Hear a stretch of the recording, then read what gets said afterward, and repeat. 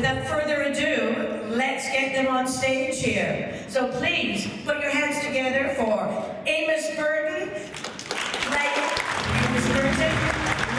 Chatham.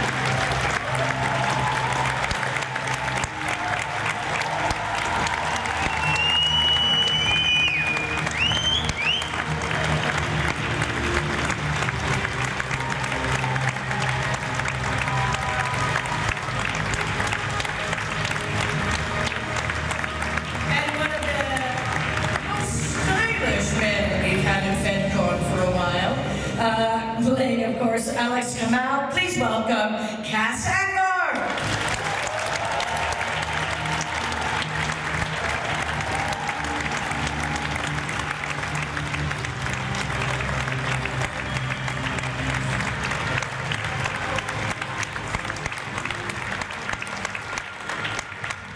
And playing a strong belter woman, Naomi Nagata. Please welcome Dominique Tipper.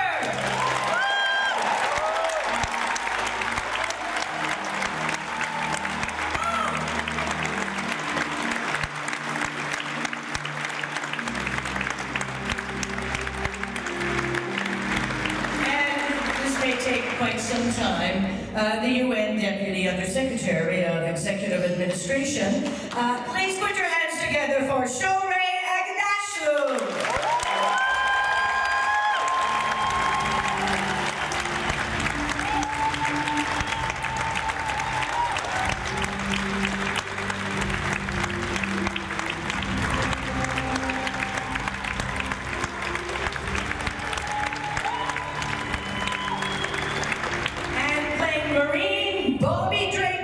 Please welcome Frankie Adams.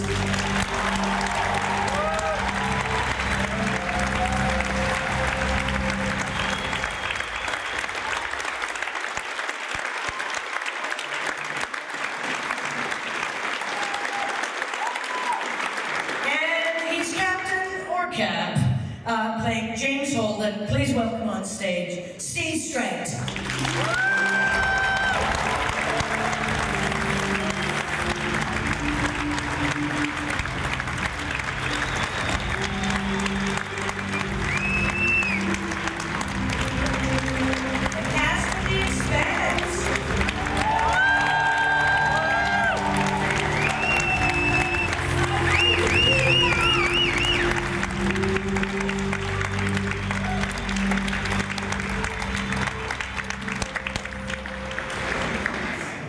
Now, I'm going to ask one question and then just leave you to it. And then you are in the capable hands of all our lovely FedCon people. And of course, I think you might want to, why don't you give them the greeting that we had before? The little, you know, come on, do the thing, and do the thing. And then what are you saying? Yes, that's this is because men in New Zealand greet one another by going. So, and this is the love. And then, of course, we had people say, oh yeah, hello. So that's their FedCon gesture for this year, in order to meet new people, forge relationships. Now I get it. Oh, yeah. Oh, yeah,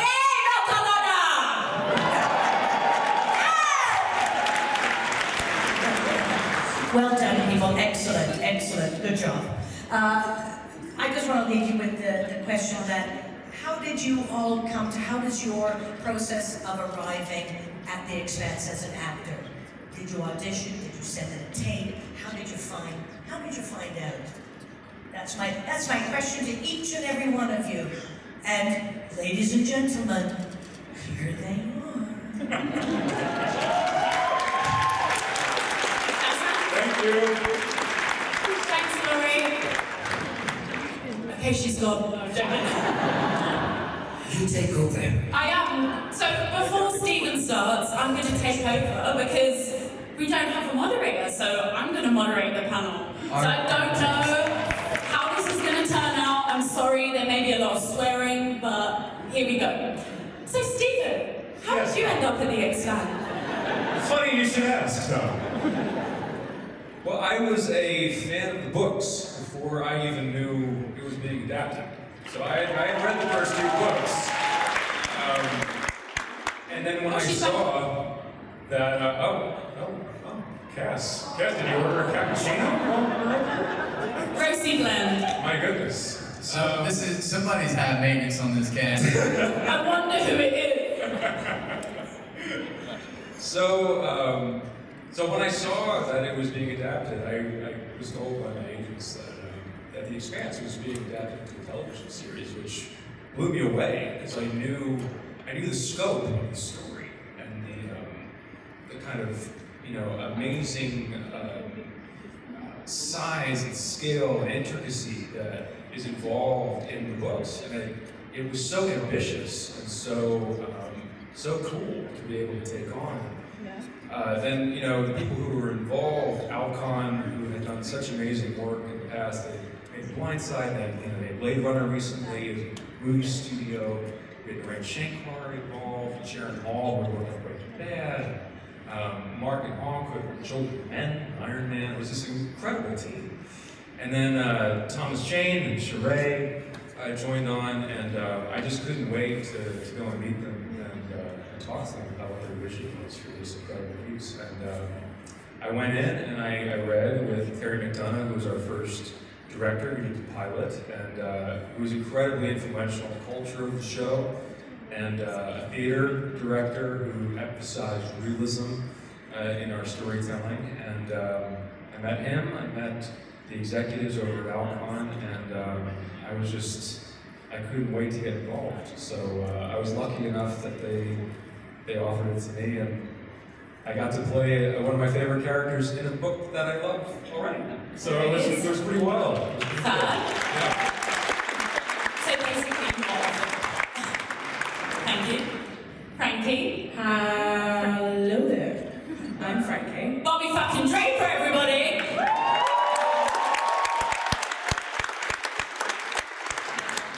And okay, so I'm from a place called New Zealand, which is great. And I happened to just be there, chilling out, doing really nothing. And this opportunity to take this role came up, and I was like, this is my role. And they need to know this. And then I did it, and they were like, you're our favorite, we're just going to go all across the world before we tell you again that you're our favorite. And so, yeah, and then they called me, and the rest is history. Hey! Miss Aghdashloo. Thank you, madam. That voice.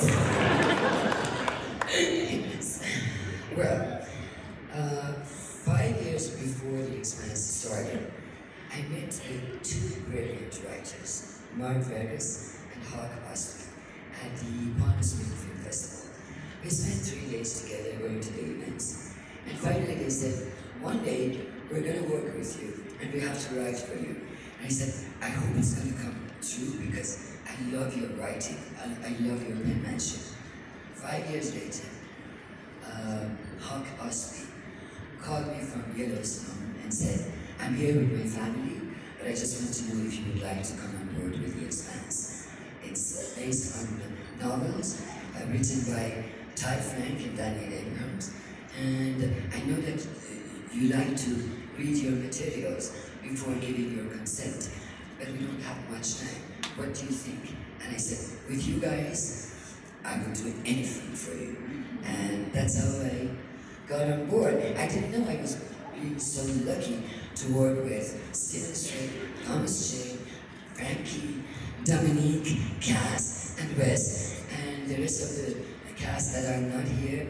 We wish they were here, but it was just pure luck.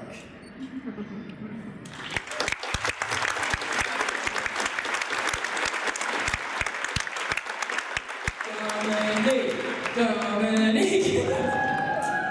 My casting story is weird. I was in Romania shooting a film, and my agent called and she was like, do this tape. And I was like, okay. I'd done a terrible tape, not the acting, but like, there was a nursery school outside my hotel window and it was dark and I just didn't have time all my cast members on the film were like, oh, we don't want to help you do this tape. But I done the tape anyway, sent it off. I was like, I'm not going to get that job. That was shit. Then, a month later, so I just forgot about it. A month later, I travelled to Dominica and then to Puerto Rico, and then I ended up in LA. And my agent called and she was like, they want you to tape for the Expanse again. And I was like, what? I already done the tape, like, why am I doing it again? And she was like, just do it, the same scenes. So I was in LA, I done the tape, I sent the tape back to London, she sent it back to LA, and then I was just waiting, and they was like, okay, they want to see you again, and so I went in again, and then they was like, okay, they want you to chemistry read with Strait, this guy. Because we have some chemistry, you know, in the show. And then, like, they tested me, which I won't explain to you what testing is, and then I got the job, and I was like, holy shit. And then I was on the plane to Toronto before I knew it, and that was that. I had no idea that this show was going to end up what it is, because I didn't think that much of the science, to be honest. I was just excited to get a job. But I'm so glad I'm a part of this show, and that it is representative of pretty much everything I stand for as a person. So yeah.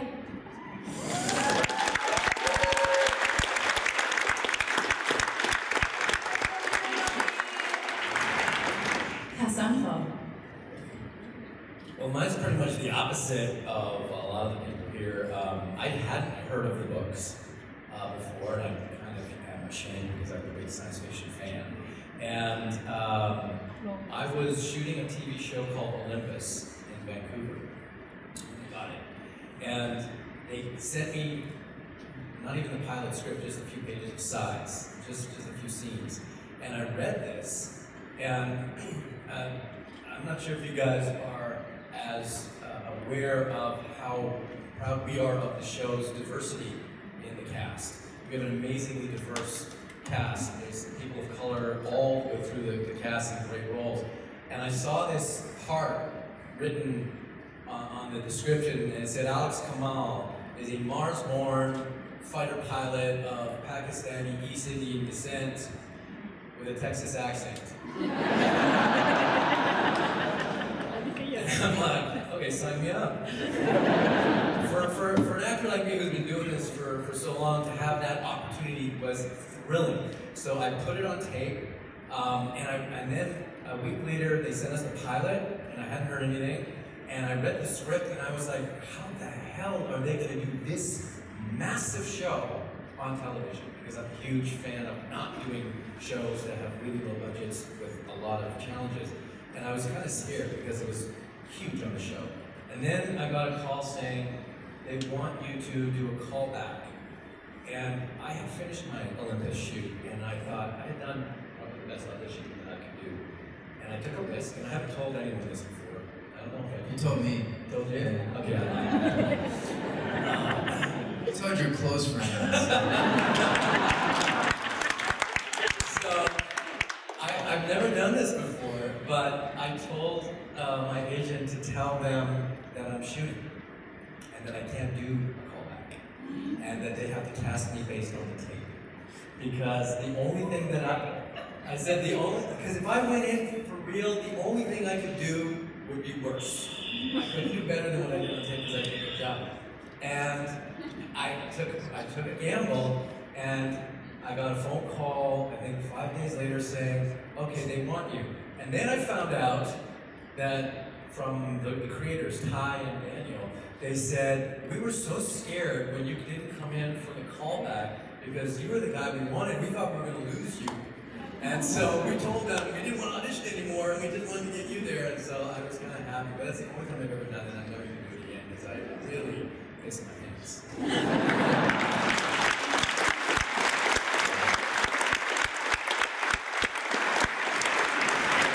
I'm gonna try that for everything else from now on. I'm gonna be like, just cast me off the tape. I'm not coming in. This is every time, every so often we have these moments in our career that is just completely magical or serendipitous. And And I am similar to Steven. I knew about the books ahead of time. And I'm a sci-fi fan. I'm a genre fan in general, but I love sci-fi. And I was at Comic-Con in San Diego for another project, and Ty and Daniel, the authors, were there. And I just kind of heard about this book, and I don't even think I met Ty and Daniel. I know I didn't meet them, but I just heard about it. I had a few friends that told me about it. So I started reading it, and I immediately was fascinated by the story. And not very long after, they sent me the script for the Expanse, the pilot, to read because they wanted me to come audition for it. And as soon as I saw the script, I had this special feeling in the pit of my stomach about it. I just knew that something special was going to happen with that. And I remember calling my team, and I was really excited about it. They haven't, at that time, they haven't read it or knew anything about it. I'm like, no guys, this is something special. And so I went in and read for it, and the character I was most fascinated with at that time was Amos, and so I was so happy when they asked me to come read for Amos. And it was a surreal experience to be a fan of something and to see something objectively as a fan, and then to be a part of it as they're creating it. It's a really magical moment. And I've had this feeling about the show, and even getting to meet the fans and the kind of connection and relationship that we have with the fans is unlike anything else I've done in this show and the experience. And you know, we've been together now for almost 5 years. I always say it's like we're seniors in high school because we've done our 4 seasons, so it's like now we're seniors.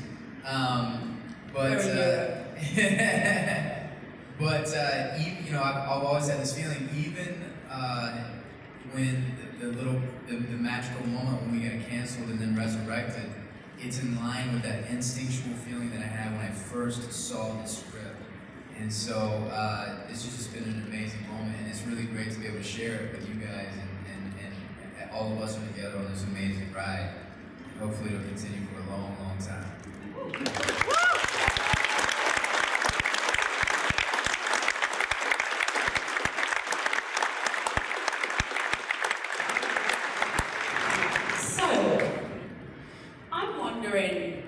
I feel like you guys may have some questions for us, maybe? Anyone want to ask any questions? I know we've got you, but I think we're going to take quite a few questions, so if you want to get in line now, we're going to start with questions. I will ask the cast some questions towards the end, but I think we're going to take some from you first. Let's start with the lady in the spotlight. Hello. Hello. What's your name? Julia. Hi, Julia. Hi. I didn't know the books, but I love the show because of you guys. It was wonderful.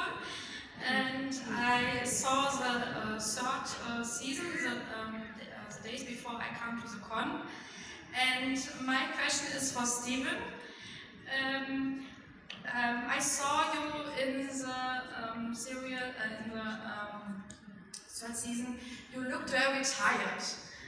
Was it hard to show it, or do you get early in the morning to the set to look like this?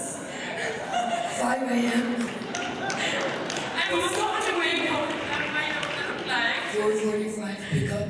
And I will say this about Steven, he's not naturally a morning person. And I am naturally a morning person, so it took him a while to adjust every morning. I'm like, hey Steven, good morning, and giving him hugs, and he's just like, he's not having it. But It's like 4:30 in the morning. He's like, hey! I haven't had my coffee yet.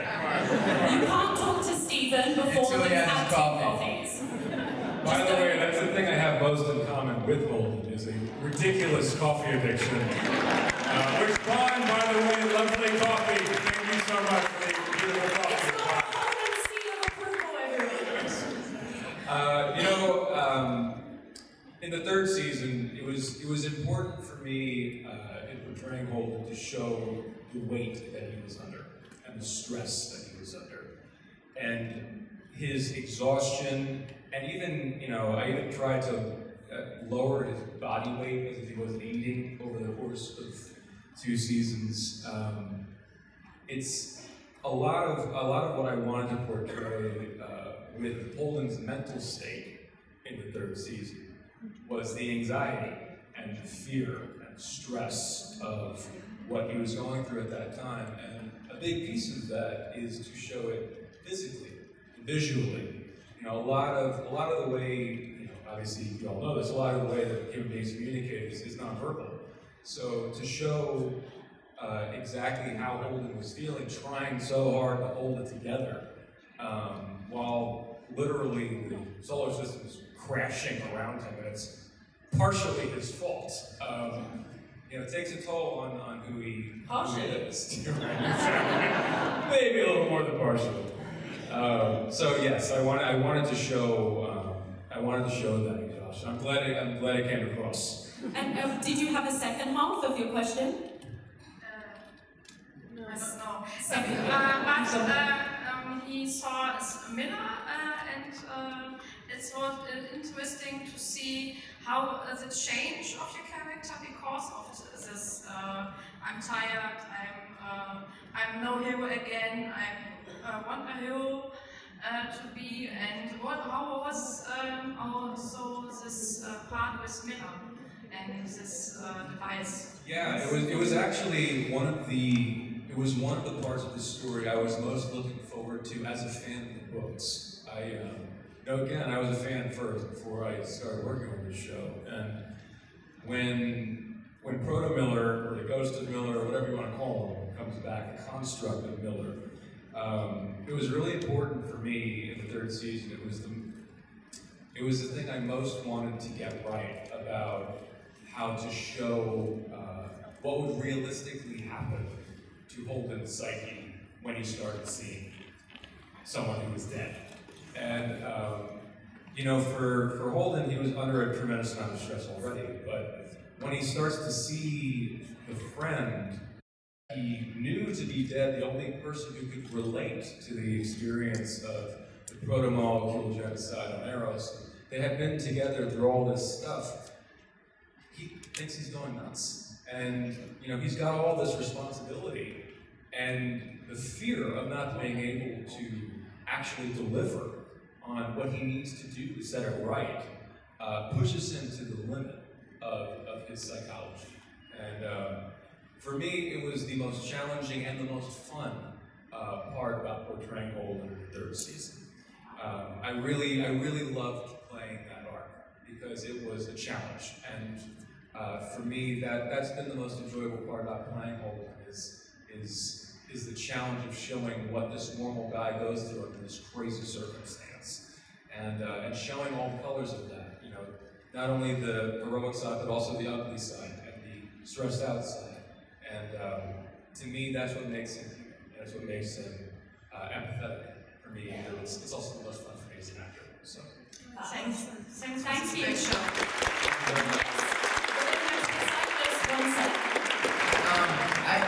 There's one thing that I would like to ask you guys, and when you come on to ask your question, because I've been really touched with how well the Expanse is doing in Europe and meeting fans out here, and I'm just curious to know how you guys heard about the show. So before you ask the question, I would just like to know how you heard about it. If you knew about it when it was on Sci-Fi, or when it got released on Amazon or Netflix or whatever. So hello in the spotlight. Hi there. What's your name? How did you find out about the show? My name's Sarah, and my dad introduced me to the show. He watched the first season, and then the others were available on Amazon as well. Get it, well, Pops. they're all coming to FedCon, so we're now going to sit down and watch the rest of it. Fab.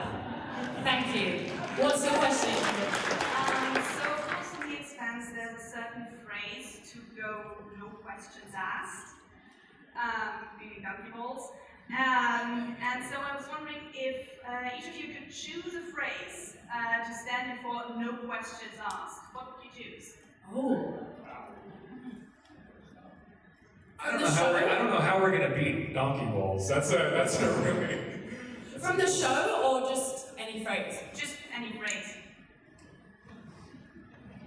That's a really hard question.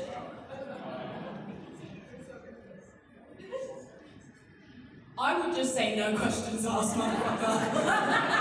Don't ask me no questions. That's my way of going about it.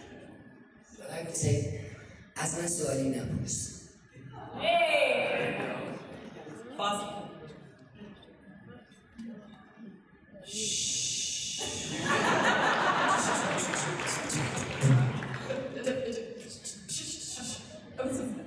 As a New Yorker, I'd go, oh, hey, no, come on.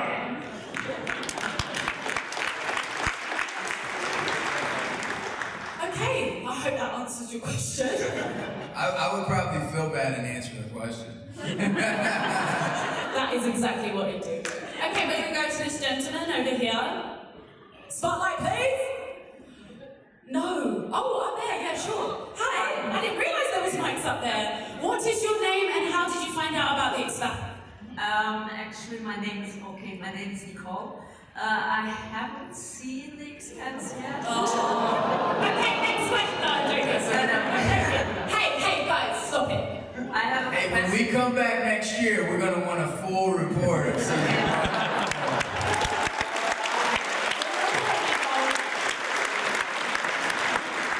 Well, I have got a question for Frankie. I'm a huge Wentworth fan.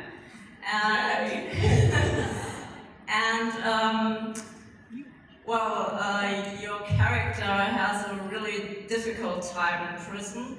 And how was it playing this vulnerable person, and especially during the violence scenes? And did you at last have fun off camera? Yeah. So the character on Wentworth is opposite to Bobby. She's very vulnerable. Firstly, don't ever go to prison, okay? It sucks. Secondly, and I only went to fake prison. I had a lot of fun. I got to work with some incredible women who were so talented and funny, and I learned a lot. I really enjoyed working on that show. Thanks.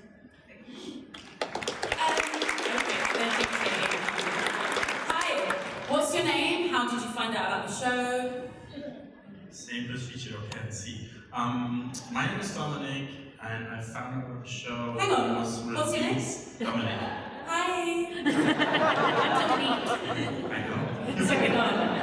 I found about it out when I was scrolling through Amazon, and it turned out that it's going to be a Watch Together with Friends show. So it's not going to be, I'm watching it alone. Fab. One second. Turn off your phone. Okay, go on.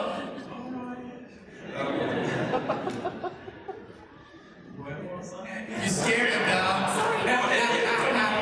Yeah, okay. So I haven't watched the latest season yet because of work schedule, so forgive me, but I haven't watched it.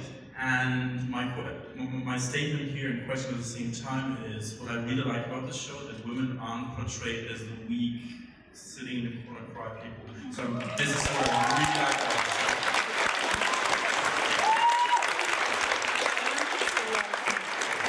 And since now Amazon has taken over, a lot of actors express that working not with the traditional networks, like for television, with Amazon, Netflix, and so on, the work procedure becomes quite different because the philosophy is different. So would you agree that to the two on your show right now?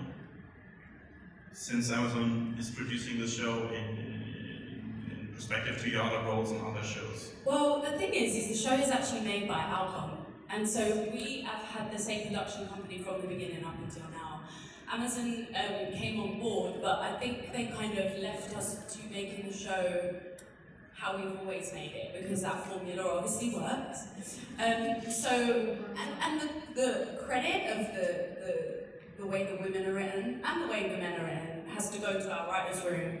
And I think the source material that we got in the first place. So first of all, James S.A. Corey, which is Daniel Abraham and Ty Frank, they had wonderful source material, and they flipped the gender stereotypes and the race stereotypes on their head from the get-go. And then it was basically up to the exec producers and the showrunner to stick to it and cast the show how it's written, and also keep the women and men how they're written in the books. So I think that it's more, we are so excited that we're on Amazon, but I think it's more of a testament to the source material and the writers that the show is the way it is, and that we have the kind of women that we do on the show, normal women, in my opinion. So yeah, I feel like it's more that. I don't know if anyone can say. Well, one I'm saying, I agree with that Alcon has has created. One of the things that I was really excited about when we did go to Amazon, because I heard them talking about it, is the show has been credited as one of the great science fiction shows, one of the best, or it's really getting its credit as a science fiction show. But what I've heard Amazon say that they want to really impart upon the world is that it's not just a great science fiction show, it's just a great show. And they're really interested in focusing on the humanity, the human stories, above and beyond the science fiction aspect of it, which I think is really exciting. In addition to what you said about the female and strong female characters, which are 100% there, is that the show is the fuel of this show isn't the science fiction side of it. The fuel of it is the humanity. There's so much humanity in the show, and so much real kind of gritty humanity. That's, I think, personally, what makes the show so exciting. Ty Frank and Daniel Abram, they're both avid writers. James S.A. Corey, their mentioned. They're both progressive men, true intellectuals, and this is how they see the future.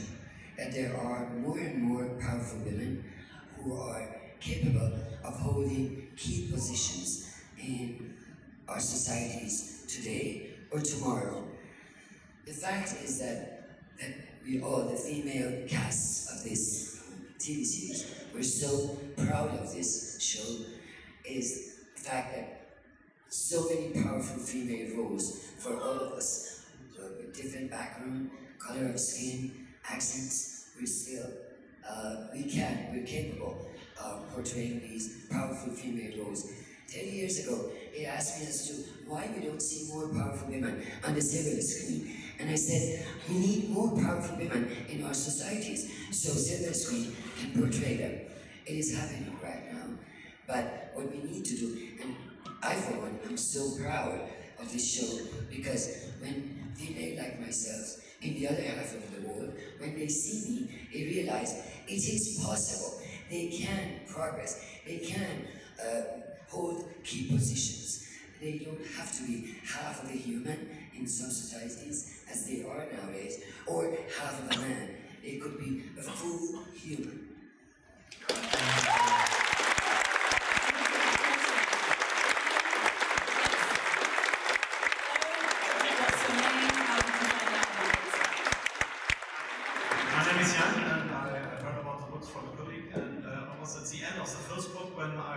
That there was a TV series coming, and so I was very excited, and you did a good job doing that here. Thank you. I just wanted to ask all of you, but maybe there are too many questions, so maybe to Frankie. There are some differences from the books to the series, like the Martian Trooper was a very large, heavy person. You are on the lighter side, so are there any other differences you discussed on set, or maybe with the writers? Bring it to the show? I think Bobby is like 7 foot and, not me. I mean, she is me, but she's a taller, heavier woman, I suppose. But, there wasn't too much emphasis on that. I think that they really liked my version of her, and they kind of let me have the freedom to explore that, and so I kind of like my version of her. I think she's pretty funny and cool. And so there is, I'm definitely inspired by the woman in the books, but I put a little Frankie spin on it. Thank you. We got you. Thank you for that question. Next.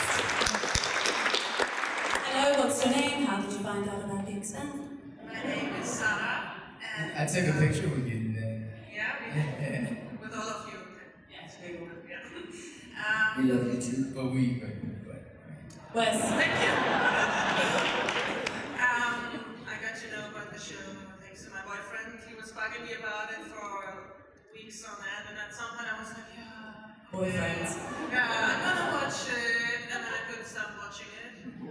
So now I'm bugging all my comrades in the Air Force about the show. So you're in the Air Force? German Air Force. Fab.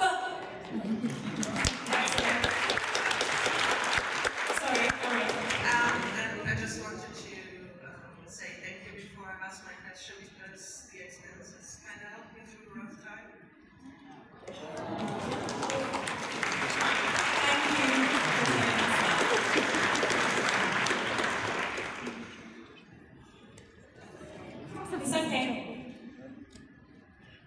Yeah, I just wanted to ask you if you had the chance to play any other character in the Expanse, who would it be and why? I want to be Orville.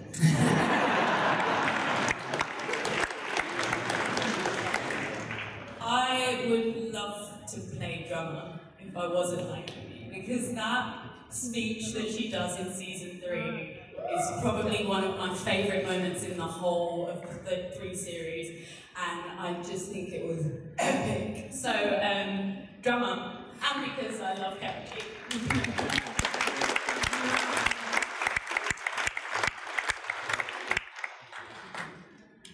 I don't want to play you, Wes. I want to play...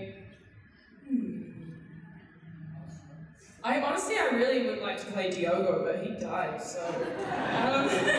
I just really liked how he was really funny and rambunctious. You also had like the best death in TV history. It was You're welcome, Diogo. Death by elevator. It was pretty funny. My favorite character when I read the books originally was Miller.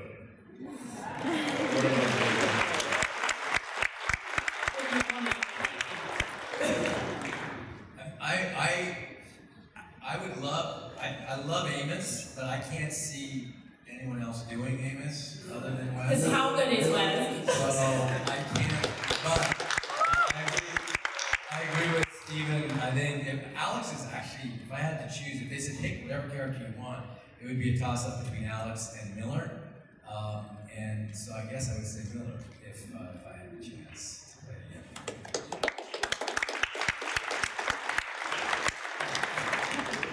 Well, one of the things that I kind of envy about Alex's character, Alex, is because I'm from the South, and he gets to kind of come up with all these one-liner type folksy, and we kind of sit around and we make up these things, and I was like, man, I wish I could say those things on there.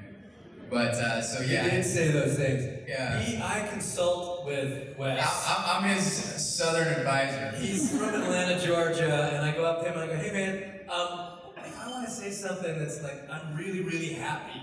And he goes, well, my daddy used to say happy as a puppy with 2 peckers. And that made it in to say too. But I wanted to thank you for sharing with us, and I hope you're feeling better, and I hope you get through the hard time. But we're glad that helped you. No, I think it's amazing. It's amazing for us to see that. No, I mean, like I was saying earlier, I think there's a really strong connection between the fans and the show. It's unlike anything I've done before, and so I'm really happy to hear that for you. Thank you. Thanks for your question.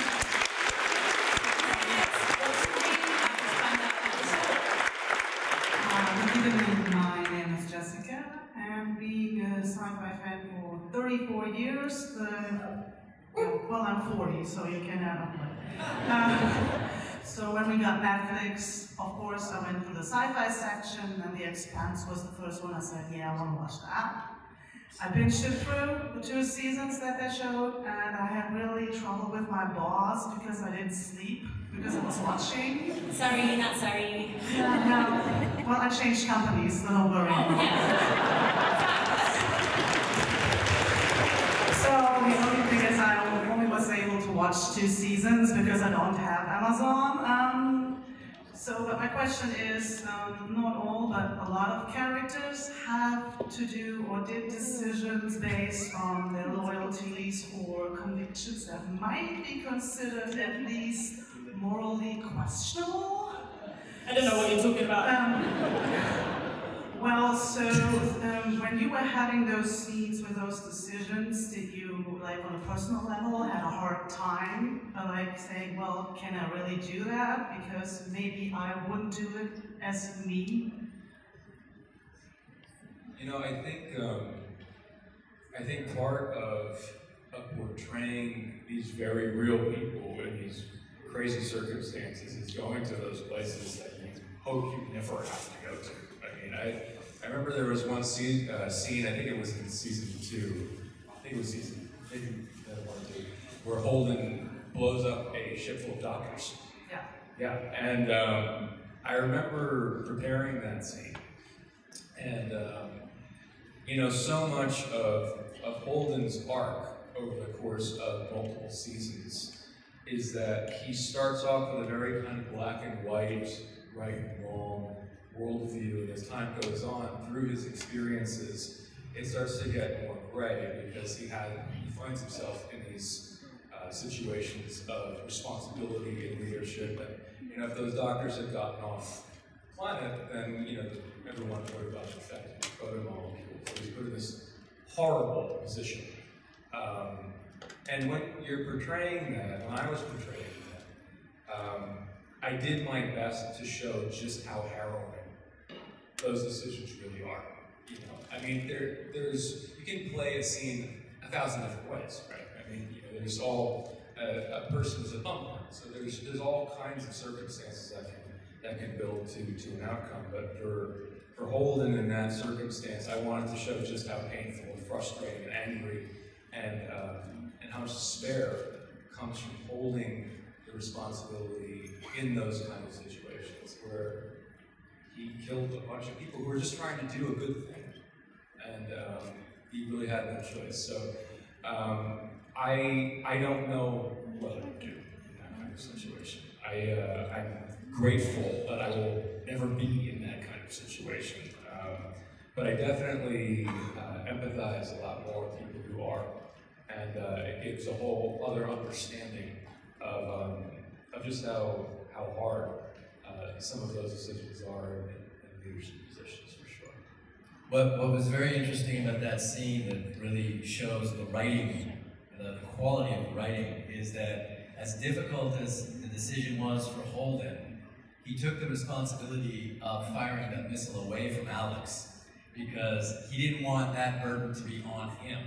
So while he's making one incredibly difficult decision, taking the lives of these innocent doctors, he's sparing the conscience of the man he knows would take that with him. So it's a very complicated character, and that really goes towards our writers for writing those nuances in there, because he didn't allow the pilot, that's his job, was to have done that.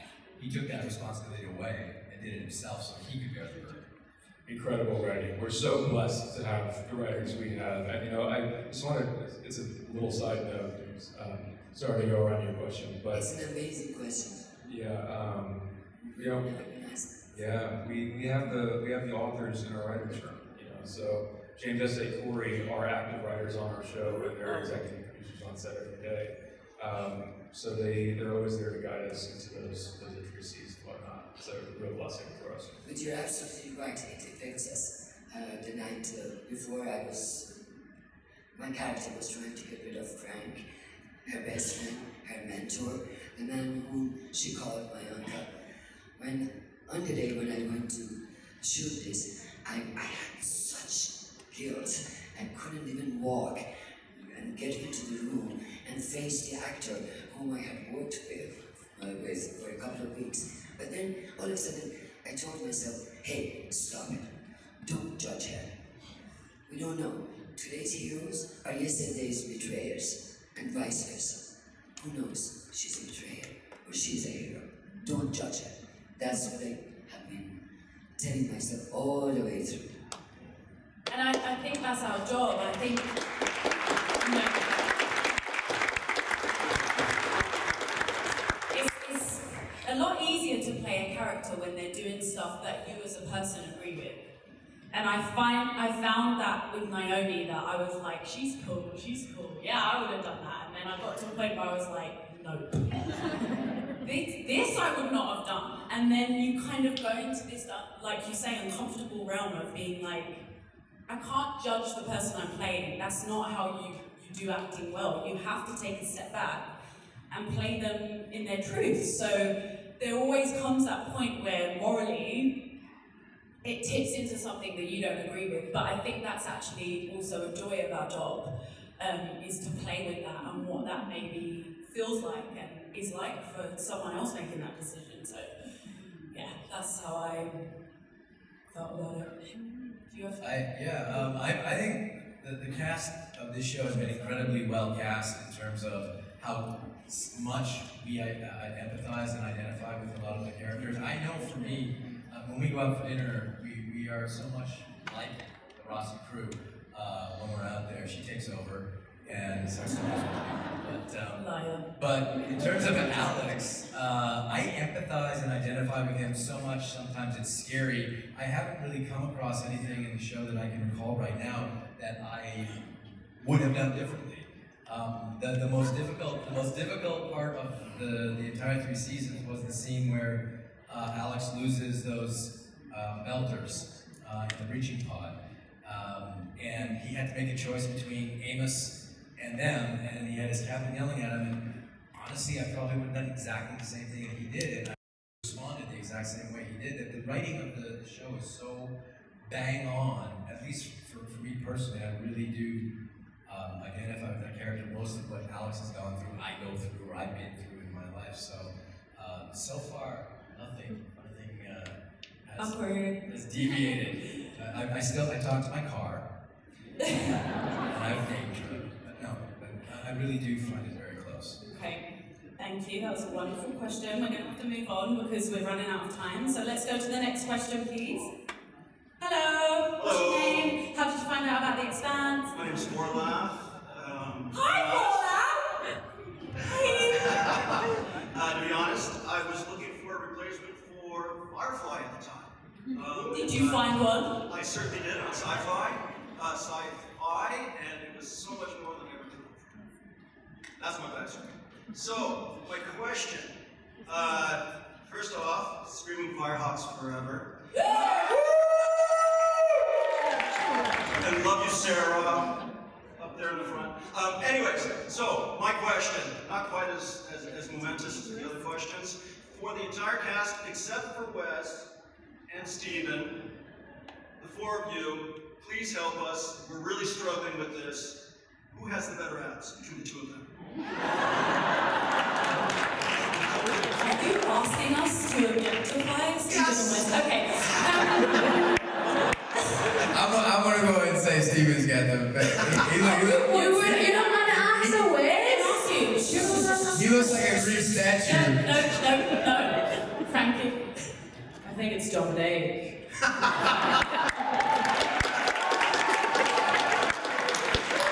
do have a great answer. It's abs. I thought we said us. I think it's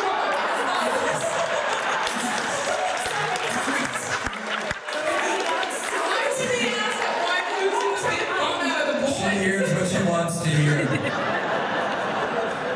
You can just take on title for the whole thing, sister. You got it.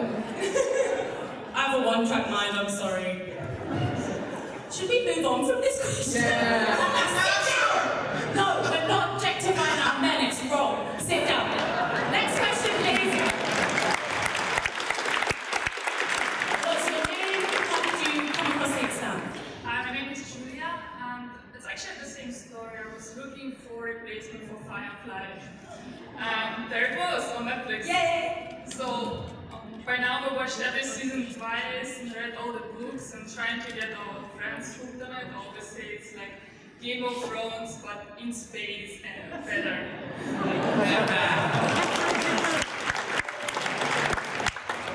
So my question is to all of you, but especially to Frankie. You always have to wear these suits, space suits with helmet and everything. What are the challenges in playing in the suits? Because the Belters, they have their own language, the sign language, because of the helmet. So, and also, is it heavy? How long does it take to get on and off? So one of the biggest challenges is that it's really heavy. It's like 20 Frankie loves the suit. I love it so loves much. And side note, these guys complain so much about their suits, and I'm like, you guys have nothing to complain about because mine is for sure the heaviest. However, it does make me look pretty cool and is worth all the sweat and tears and blood. Yeah. So yeah, the biggest challenge is how heavy it is and how long I have to wear it for, which is a minimum of like 12 hours usually. And also that I have to make it look like the suit is doing all the movements, when really it's just me like dying. But it's all worth it when it comes out, for sure. Okay, I'm going to leave that there because we only have time for one more question. It's gone so quick, guys. So our last question will be in here. Hello, what's your name? My name is Maria, and I watched the Expanse basically because I saw that it will be on FedCon, and I decided to. And it was great. Apparently in the future we'll have some new interesting accents and dialects. How was it approached on the show, you personally and in general by the authors, and how they approached it? Well, we have a linguist develop the whole Belgian Creole, and it's a combination of so many different languages, like Chinese, Afrikaans, all different things, and so it was fully developed as a fully realized language, and then we just learned it based on the script. So we get the script in English first, and then they translate the stuff to Belter. I found it quite easy because the linguist told me that my accent, because I'm actually really Cockney, I'm just not drunk, so it doesn't come out. So he told me the way I talk normally is really close to like the way you place your mouth for Belter patois. So it wasn't hard for me, but people tend to get it, and because the belt is so big, everyone has different accents, like they do across all different countries. So they want everyone to have their own take on the Belter Creole. So everybody does, and yeah, it was easy for me. I don't know, none of you speak Belter. I have a question, because when I was signing autographs, so many of you watched the show in German. How did they deal with the Belter stuff? And I know a lot of you don't, but does it translate when they do the dubbing? I watched it in English, I don't know. No? They don't do the whole Belter thing? That's interesting. So watch it in English with subtitles, and you get a whole different layer. If you guys are interested in learning Belter, I know that they do seminars where they actually teach Belter. They did at Philly Comic Con. Yeah. We surprised them. Anyway, we're going to have to wrap it up, but thank you for your question. I'm so sorry to end it. We've had the best time with you.